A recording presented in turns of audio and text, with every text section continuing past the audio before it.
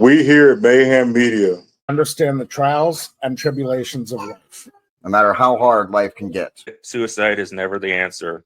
There's more assistance available today than ever before. If you or a loved one are suffering from suicidal thoughts, please don't try and take it on alone. Call or text 988 if you live in the U.S. Or if you're in Great Britain, call 116123 or text 85258. The world is a better place with you in it.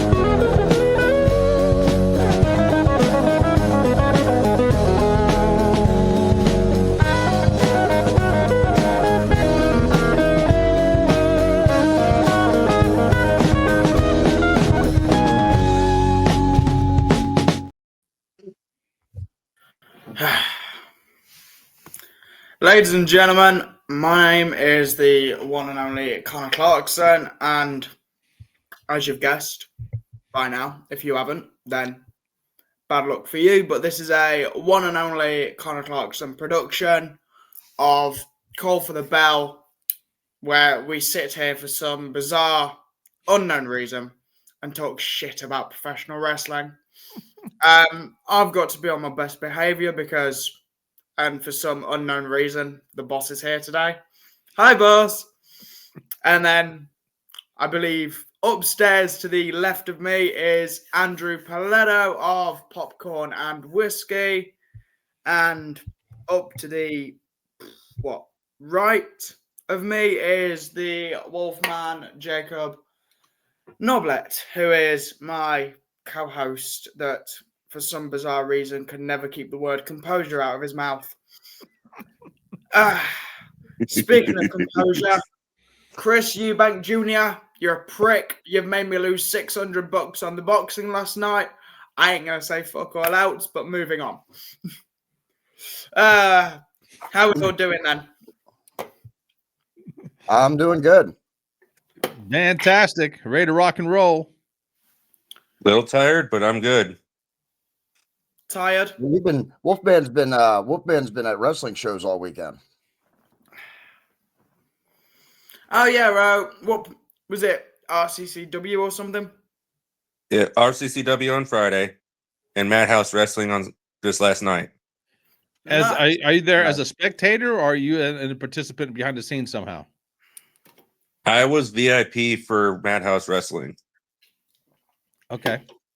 Sweet. You got a lot of great pictures too. We'll be sharing them on the social media page later today and tomorrow, as long as that's all right with Wolfman. Yeah, go ahead. We got lots of cool pictures, lots of indie wrestlers that are associated with those promotions. So look for the page, and we'll be sharing them out and tagging anybody that we can. We can't always do that, but we will try and tag those wrestlers as well. Yep. Conner, take us into the show. Obviously, when it comes to our Wolfman, VIP stands for very important pain in my ass. But anyway, back to the script. Ditto for you too, brother. Remember, boy, the love is just oozing out of the microphones today. Yeah, we're gonna have a staff meeting right after this show. Can we do it when I'm a little bit more awake? Nope. Anyway, as soon as this show's back to over. the script. So, Jacob, what's happened in WWE? Because I've been sat in MMA training seminars for the past 2 weeks. I haven't seen much. Let's see. Io Sky has now been in every single War Games match since 2019. Wow, that's impressive. The former WWE superstar known as Fandango has announced his retirement. That's also a little interesting fact. Okay. Zack Ryder made a surprising return on Friday Night SmackDown for a one night only in the This Time Is Now tournament. Right, I am sorry, but did he or did he not say on Chris Van Vliet's podcast that Zack Ryder is dead? Did he or did he not say that? Is Zack Ryder the offspring of somebody? Why do I mean, I know his name, but isn't he the son of Matt somebody? Cardona. He's the son of His Matt Cardona? He's he no, is he's Matt Cardona. No, he he is is Matt Matt Cardona. Cardona. Yeah, but I thought he was okay. Maybe I'm thinking of someone else then. I'm sorry. No, but he makes me very jealous how he gets to go home to Chelsea Green every night. Does he really? He's Yes, married to her. Oh, yes, those two are He's married. got the best legs in the business. I'm telling you. Definitely a very Oh, there it is. Yeah. eye-catching pair. Sorry, Lexi, I'm not cheating on you. I'm just saying. Alexa Bliss will still be at number 1. We have got to remember this. But I get why he's come back as Zack Ryder, but I just really wanted to see like the Matt Cardona version. And a big thing's going to happen tomorrow night on Raw. What's happening tomorrow? Monday Night Raw is going to be John Cena's 575th match of his career. That doesn't seem like that much to me. Not compared to the days of old when it was wrestling 300-400 times a year. Even that doesn't seem. That doesn't seem like that much to me. Well, they made it like a big thing on social media. It's got to be his 575th televised match. John Cena got in the business when they were still doing house shows, didn't they, Andrew? He got into business. He was part of the class of 2002. They were still running house shows and stuff, right? Yeah. I got to say he's done more than 500. Yeah, because it has to be televised matches. Yeah, it had to be televised matches. Had to be. Yeah, it has to be televised matches. There's no way he only has that many. He has to have way more. According to Google, okay, this is on the internet, so it must be true. Of course. No, it's not. Yes, of course. Just like if I put Tell us what it is. Just read it. Tell us what it is. Approximately 1,800 WWE matches on TV. So with the non-televised and the house shows, you're probably looking closer to what, 3, maybe 4,000 at a push. Well, see, because I don't recall reading anywhere where it says 575th match. And I'm not saying it's not. I just haven't seen it, so I don't know. It's probably 575th match on Raw. Oh, maybe that too. No. I could be on. I could be on Raw. Yeah, it could be on Raw. Oh, there's only 52 Raws a year. And so that means he would have had to wrestle every one of them for 10 years. Which I think he has. Yeah, he's been wrestling for longer than that. So even if he missed some, he had extra time. Yeah, because just think, when he started in 2002, it was technically SmackDown. Yeah, so it's possible. Well, no, because SmackDown and Raw has always been two different things. No, but when he debuted in 2002, he debuted on SmackDown. Was it on SmackDown? Yeah. Yeah, against Kurt Angle. So maybe it is his televised match, and if you throw in all the pay-per-views and everything else as well. Yeah, maybe. I mean, he's had time off with injuries and other stuff too. So I mean, having to do it every day for 10 years without injury, that would be, We'll have to look into that and figure out exactly what it is. Or, you know what? We'll just tune in tomorrow night and find out exactly what it is, or see if they paint us the right picture, or if they just try and keep it like it's his 575th legitimate. I'm trying to fit. I don't know how they're going to get the belt off of him. Is he going to retire with the belt? Because he's definitely not going to lose his last televised match. No way in hell it's going to happen. I can't see him losing that very last match he's in.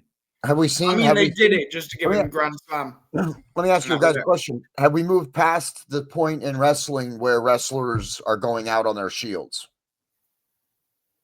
Is it now okay for some wrestlers to go out on top, to retire with the belt or as the champion or whatever? Yeah, like Edge did. He retired as World Heavyweight Champion. Sting just did it with the tag belts. Yeah. But Edge actually came back like 3 times as well, too. Yeah. After just like a one-night thing. Yeah. Like Matt Cardona. Yeah, so Is that are we officially past the point where, you know, the heroes, the wrestler of, you know, the top wrestler, he, you know, his last match, he gets taken out on his shield. He's allowed to just to take the belt and ride off into the sunset now? What do you guys think about that? I'm just curious. I don't think so. Because there's too much with the invention of the internet, there's too much going on behind the scenes, and so it's not like it used to be. Yeah. Yeah, I also know. I mean, listen, Sting's was probably, and I'm a Sting fan, so I understand. I even understand why people might want John Cena to retire with the belt. If you're a fan of his, I can totally see that. I wanted to see Sting. I wanted, you know, Sting won his last match. You know, even my buddy Mizpah was like, "How do you feel about that?" He's like, "Doesn't the champion usually go out on his shield, not as with the belts?" And I'm like, "Yeah, but it's Sting, and he gets what he wants." So is it, you know, I can see other wrestlers getting that preferential treatment as well, but does it also create a dangerous precedent now that wrestlers now can have that option where, you know, you're not going to lose your last match, you can win your last match? And what qualifies for that? Well, it also depends on the wrestler too. I mean, someone like the Brooklyn Brawler, going back a little bit, and the first name came to mind. Oh God, I remember him. Yeah, but he was put on the roster just to put other guys over. He was not designed to win whatsoever. No, and he'll tell you that. I've heard several of his podcasts in there. Yeah, now see, he's somebody I would argue should get to win his last match if he wanted to. I could argue that one too. Absolutely, yeah. Well, going back way probably before all you guys were born. Remember the Mulkeys? You ever hear of the Mulkeys? No, they were that one. They were. This is back in the '80s. I mean, you guys probably weren't born yet. Yeah, yeah. I was born then, and I've seen a lot of wrestling in the '80s, but I can't say that I've heard that name though. The NWA, WCW back when it first started. There's two brothers, Mulkeys, and they were pencil thin, albino white hair, and they were basically put on there just a job all the time for everybody. I mean, it's funny when the Road Warriors used to come in, they used to throw them over the top rope at each other. It was funnier to see. And these guys would take bumps like you wouldn't believe. Yeah. And one day they wanted to have them win, and it was against the Midnight Express. And it's funny to hear Cornette talk about this, because then he started calling it Mulkey Mania is here to stay, and they're gonna rule the day that they came in contact with us, and blah blah blah. Yeah. And to this day, Cornette says, I still get asked about that stupid promo I did on the fly called it Mulkey Mania. Yeah. So look them up, the Mulkeys. Yeah. Oh yeah. Yeah, that's something interesting right there. Yeah. Definitely can't say that we're getting way off topic here. I'm sorry, I brought us way off topic. That's all right. But that leads me into something that I wanted to bring up with AEW, and we're probably going to bounce around a little bit in this episode. But that leads me to something I wanted to bring up in AEW. Actually, was I can't remember their names. I didn't have time to get them up before we started. I didn't even. It's okay. Nobody knows their names. But I know exactly right. But there's a women tag team who just left AEW because they were supposed to put over I think it was Julia Hart and Sky Blue. And they left, and these other two people, these other two girls who happen to also have their hair dyed. It's nice when you have 4 women on your roster with hair dyed. So if 2 of them just drop out of something, you could just replace them with the other 2, I guess. But so these other 2 got put in, and then they did the job. But this other team, it was an indie team. They weren't from the WWE or anything. It's an indie team, but they were an established indie team, and they didn't want to lose. But AEW does that a lot, where they bring in these indie guys. Willow Nightingale comes to mind. She lost a lot of her opening matches, especially on Dark and Elevation. Mm-hmm. And now she's going after belts. She's, the crowd's by her side.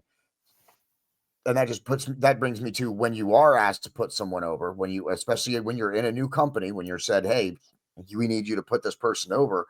If you do it and you're in a good company, then it will pay off later. It puts you in the good graces of the people running it. If you're saying, yeah, I'm willing to do the job. Because there's a lot of wrestlers in AEW that started on Dark and Elevation, losing matches, losing almost every match they had.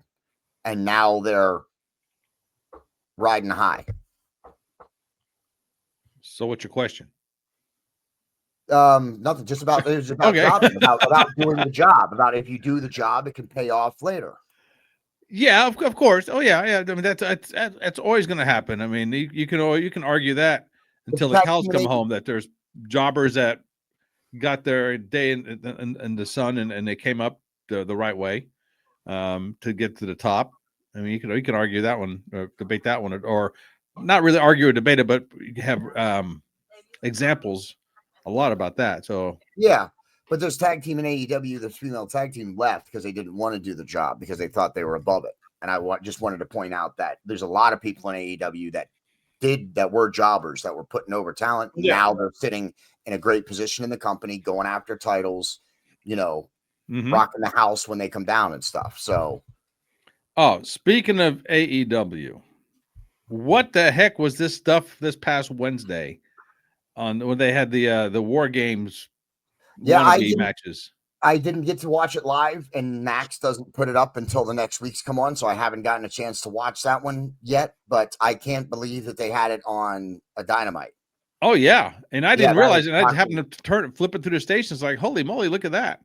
Yeah, I'm And, busy on Wednesday nights. I never get to watch Dynamite actually live. So And from what I'm reading online, the girls' match was more brutal than the guys' match. And I didn't see the girls' match. Yeah, from what I understand. As soon as they were like, oh, they're talking about War Games. Maybe it's on the pay-per-view. Maybe I can reorder it. I was planning on ordering it and then watching it before today. And then when I was looking, I'm like, where is it? Where is it? And then when I looked it up, it was they were doing it on Dynamite. They were doing the blood and guts match on Dynamite. I'm like, what are you doing?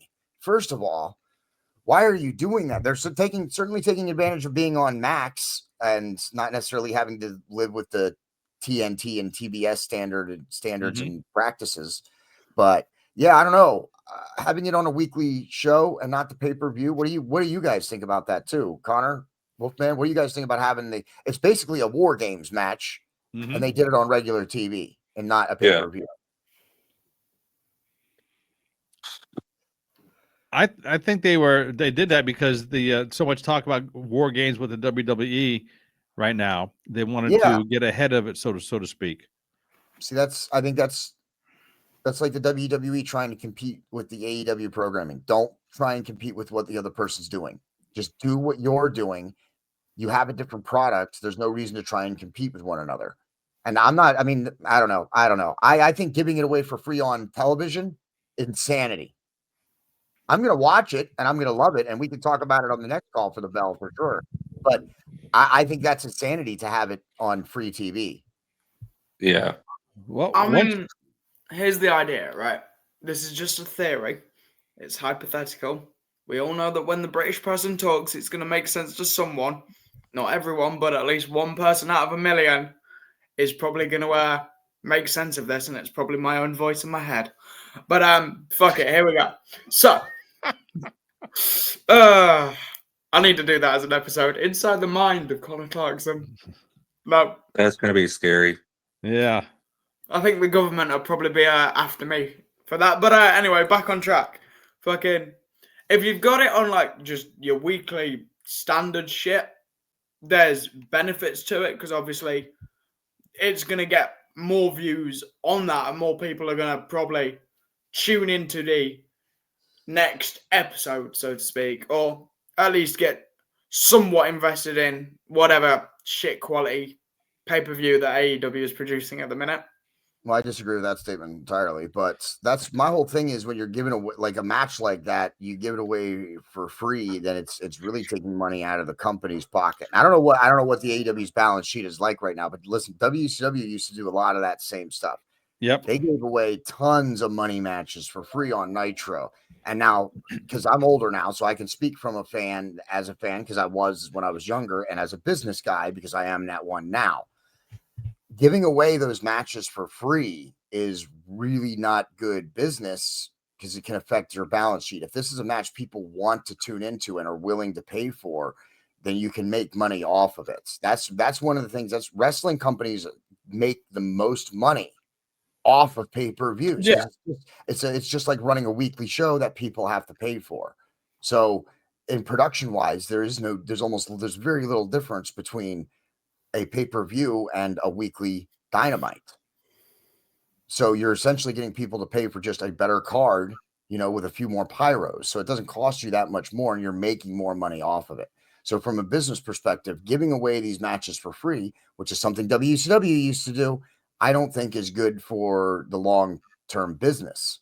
And also, I understand they're on Max now, but having one of your regular shows where you have multiple people covered in blood, I don't know. I mean, I guess maybe AEW is making a statement with that too, that they're not looking for the 13-year-olds or the 10-year-olds, with that kind of blood. They're not looking for that kind of market. That's what I see from that. Apparently, they're not going PG at all. They don't want to be PG. They don't even want to be PG-13. They want to be borderline R-rated. It seems to be what I'm getting. I agree with that. I agree with that. What I've been getting over the last couple of weeks of AEW's programming. I agree with that. It's especially with what's her name? The blonde chick, the one from England. What's her name? Timeless Tony Storm. Yeah. Some of her promos, I mean, they are definitely on the risque side. I mean, I love Timeless Tony Storm. I think she's one of the best female promo people that we have ever seen in our entire lifetimes. But yeah, she's like, sometimes I'm like, whoa. Like, she's really, you don't know what she's going to say anymore. You don't know where it's going to go. Yep. What can I say? The British know how to speak. Yeah, go ahead. The British know how to speak to an audience. Oh, that's what you were trying to say. Absolutely, buddy. Oh my gosh. Oh geez. So so many jokes we could have said there, but I'm being professional. Yeah. Now let's talk about this. We're on AEW for a minute, and then we can throw it back to Wolfman and the WWE in a minute. But I want to bring this up since we're talking about AEW. AEW is just debuting we got the women's tag titles coming out now. Okay. Yeah. Now I don't know. I've been seeing a little bit about the WWE tag title situation, the women's tag title situation. I'm not opposed to it in either company. If you have a roster that can withstand it, my hope is that AEW is not going to do what WWE is doing or what even they themselves are doing with the trios titles. Okay. I want, as long as we don't see that, I think it's fine. I think if we start seeing a bunch of women start making these random tag teams just to fill in because you don't have a roster for it to have these tag matches, that's going to be a problem. As long as you have legitimate women tag team tag teams, then I think it'll be a good thing. And I think AEW has done a good job at building some legitimate tag teams before they even announced the tournament for the belts. That I think was a good job by AEW. But I want to ask you guys, open it up to you guys before I get to my main point, which is belts in the AEW. But what are your guys' thoughts before we get there on women's tag team belts in both WWE, AEW? You guys pro it, against it? Respectfully, you know how you said about the fucking just throwing people together, right? Yeah. Mm-hmm. I think we had this conversation about Charlotte Flair and Alexa Bliss. And then look where now it's just Alexa Bliss because Charlotte Flair left. Charlotte Flair left? Well, let me guess she's going through another divorce, so she's gonna get boobs done again. Yeah. Hey, Charlotte, I'm available. There you go. Wait. Did she leave the company or did she? No. She's left the fucking tag team, not the company. Go ahead, Wolfman. Go ahead. Oh, okay. As far as I know, she just up and left Alexa Bliss high and dry. Okay, well, which we knew was coming. I'm sorry. Again, that's a recipe for WWE. Put two random. Did you guys? Did you watch it on SmackDown the other night? Me or Wolfman? Anybody see it on SmackDown? I only saw the reruns on Facebook. Yeah, well, she basically was putting together the War Games team. So you had Rhea Ripley, Io Sky, which I still don't understand. Io Sky, what's the allure to her? I don't get it. And then jumps off a cage with a trash can on her head. What is there not to understand? Yeah, okay. And then Flair and Alexa Bliss came out. And they was going to start forming the War Games team, and Charlotte stood up and said, basically, Alexa, I can't keep pretending anymore. So I can't pretend to be on the same team with what's her face, Rhea, and so I just Rhea. can't do this. And so Charlotte left the ring and walked away. Now, Yeah. did she walk away from Alexa Bliss? I don't know. That's still to be determined. But she did walk away from that team. I think it's more of she will be on the team. She'll be like the last member to join the team to come in, because they can't have a match like that without Charlotte being on there. She's a key player in the company right now. They're saying that they're going to have Maxine Dupree being on there. Like, really? I mean, she's nice to look at, but she definitely doesn't have the skills of everybody else yet. I would rather see Becky Lynch versus Lyra Valkyria Part 2076. Oh God, don't bring her up, please. Don't. Who? Val Kilmer? What's her name? Val Kilmer? What's her name? Valkyria. Oh, okay. The Irish versus the Irish. I mean, with Charlotte and War Games, right? We're going to rewind the clock a couple of years, right? To Sami Zayn and the Bloodline. Mm-hmm. Yeah. War Games, right? I think you know where I'm going, how no one trusted that to work. Nope. But it did. So maybe they're planning something like that, like they did with Sami Zayn and the Bloodline in the War Games, but obviously with Rhea and Charlotte. Well, Sami Zayn is a once-in-a-lifetime talent. I mean, he had money written all over him several years ago. They just couldn't put him in the right direction, and he basically reinvented himself. A lot like what Triple H did back in the day. Triple H is the one who reinvented himself to get up to where he was, and Sami Zayn's the same way. Now, I look at Sami Zayn as he is not the main attraction for any main event, but he is the guy that can help the main attraction. I mean, he's good against anybody. He can do anything against anybody, and he's one of those rare talents that can do that. He's not going to headline the show by himself, just the same way Triple H never headlined it by himself. He needed another player in there. Cena could headline it by himself. Undertaker could headline by himself. Brock Lesnar could. Triple H could not. And that's not a put down. It's just how it was. Are we talking about Triple H or are we talking about Jean-Paul Levesque? Triple H. Talking about Triple H. So Sami Zayn, I think, is the same way. The horrendous French gimmick of Triple H. Oh yes. Oh yes. And it was terrorizing. We can't forget that. Yep. Oh, yeah, absolutely. But Sami Zayn, how many different things have we seen him go through? Character styles, if you will, because he's always been Sami Zayn, just different character styles. Yeah. I mean, and until he got up to main event status in that one pay-per-view he did against Roman Reigns in Montreal. I mean, that basically solidified him as being a main event player right there. I mean, that was brilliant how that whole thing went, in my opinion. But I don't want to dominate, so I'll shut up for a while.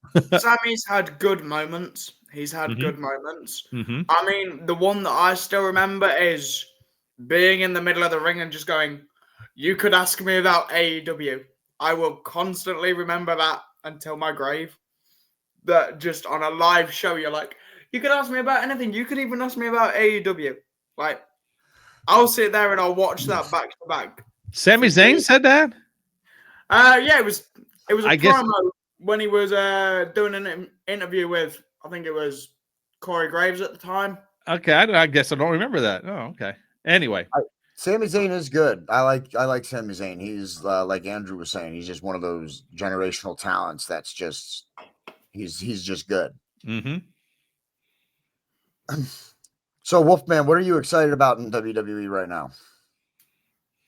I'm kind of getting excited to see the final match of the GOAT, the unseen 17 WWE champion. Please don't call him the GOAT. The never seen 17. Please don't call him. I just want to see. I'm hoping it's not like a Logan Paul or Dominic Mysterio or somebody that's actually worth John Cena's time. You know, because he's so beyond everybody.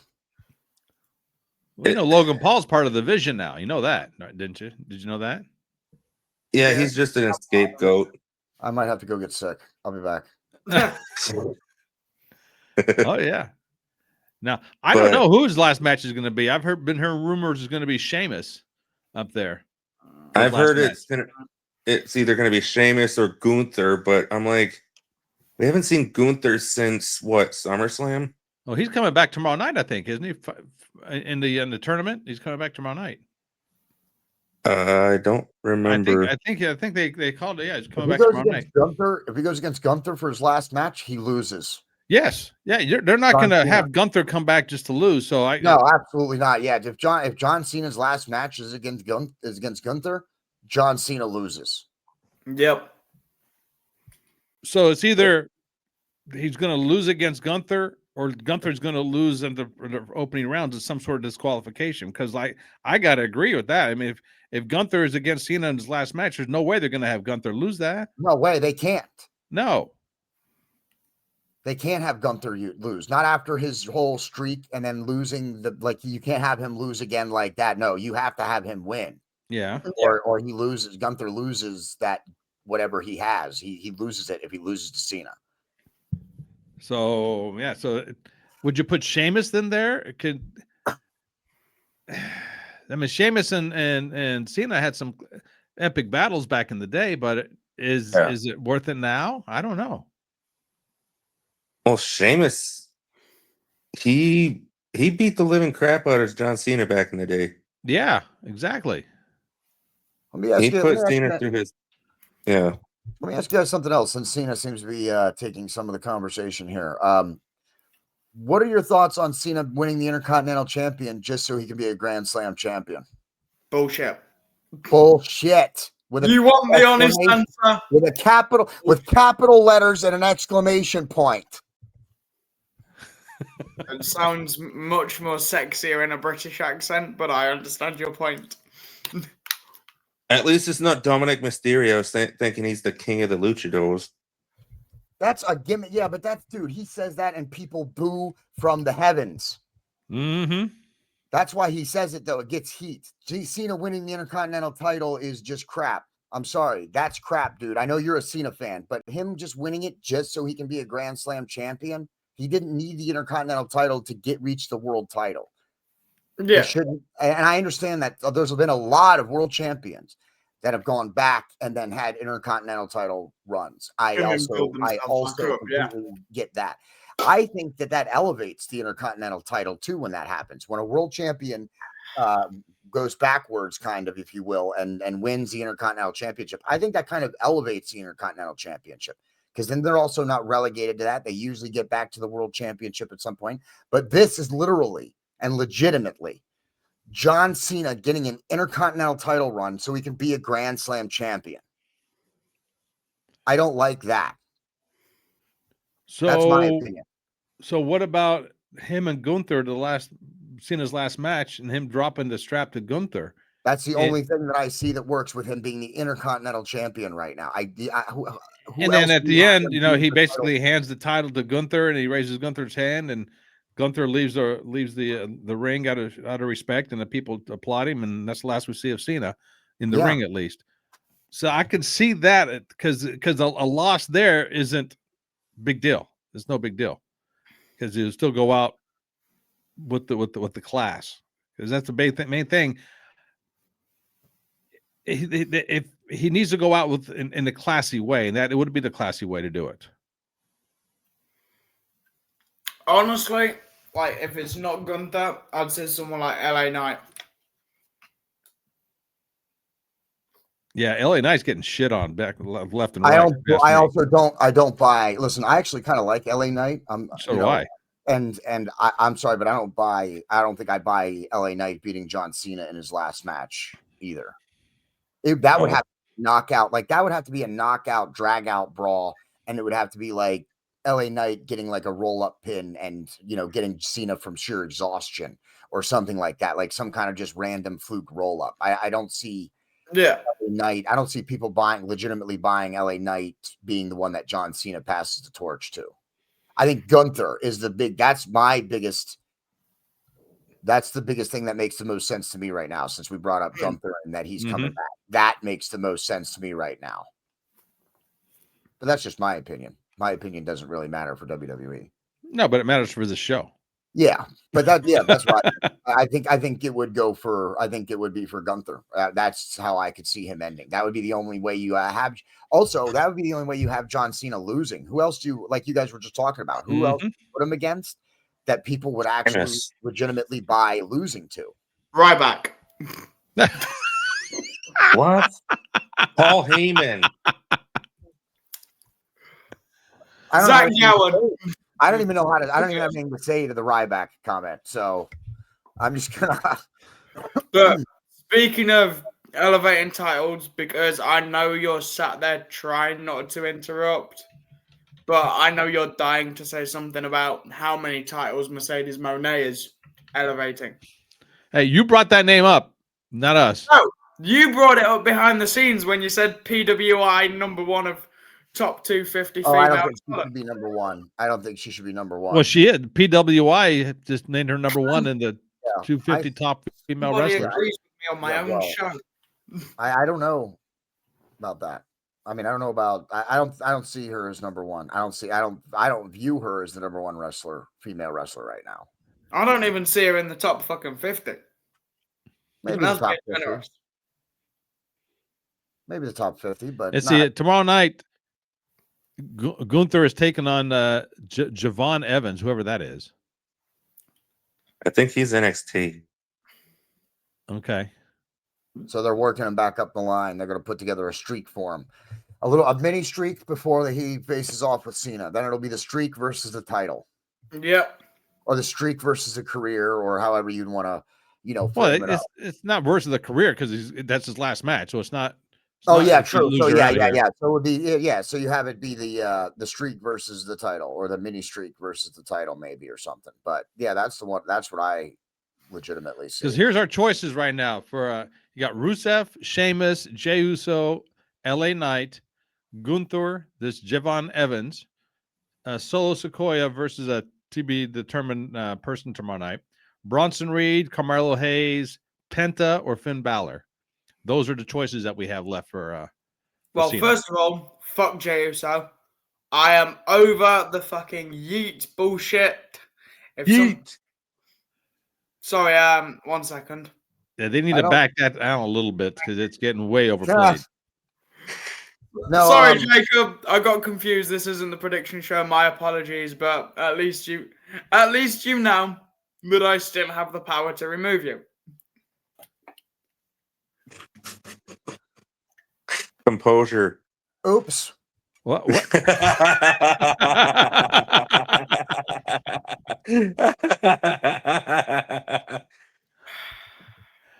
Wow. Now that we all know who the real man is, now that we all know who the real man in charge is. How ironic. Thanks, boss. Okay, let's move on. Yeah, let's close this. Let's get to the end and close this one out, and so we can regroup and do something better in 2 weeks. Let me tell you. Does anybody else have any final points that they wanted to bring up? One last thing. Are you guys planning on doing a prediction show for War Games? Yes. Isn't that within less than 2 weeks? Yes. That's next week. I don't know Saturday? Actual date that we're doing the prediction show. I've not even checked my calendar. When is War Games? Running this the 29th. 2 weeks from yesterday. Okay. Oh, so next week. So not this week, next week. So you guys, they'll shoot next Wednesday, and next Wednesday it's only a one night event, right? So next Wednesday, Connor? Yeah. Well, not next Wednesday, but the Wednesday after that. Oh yeah, not this coming Wednesday. Two Wednesdays from now. 2 Wednesdays. Yeah. I was about to say if it's this Wednesday, Jacob, you're running it solo. That's when they'll shoot.